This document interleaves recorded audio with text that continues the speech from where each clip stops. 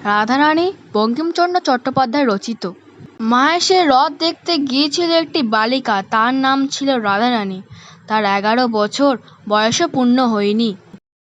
কিন্তু বাবা মারা যাবার পর তার মায়ের সঙ্গে একজন জাতির মামলা মোকদ্দমা চলছিল। হার হয়, ভিটের থেকে চলে যেতে হয়। বিধবা মা কোনোরকম পরিশ্রম করে দিন কাটাতে লাগলো। রথের আগেই রাধারানীর মা ভীষণ অসুস্থ হয়ে পড়লেন।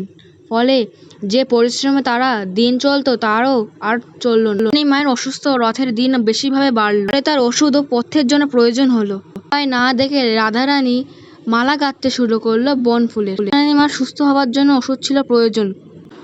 রথের মেলায় যে পয়সা পাবে সেই দিয়ে তার মার ওষুধ কিনবে বলে মনে করলো। রথের টান শুরু হতে না প্রচণ্ড বৃষ্টি বজ্রপাত শুরু হয়ে গেল।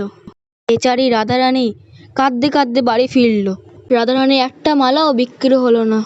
অন্ধকারে একটি ব্যক্তির দেখা হলো তার সঙ্গে। সে খুব দয়ালু ছিল। ব্যক্তিটি তাকে দেখে বোঝে খুব অসহায়। একা রথ দেখতে আসা মানেটা বুঝলো ব্যক্তি, কারণ তার মা ছিল খুবই অসুস্থ। পুজোর জন্য তারও একটি মালার প্রয়োজন আছে বলে জানালেন। একটি মালা 10 টাকা নগদ দিয়ে কিনলেন।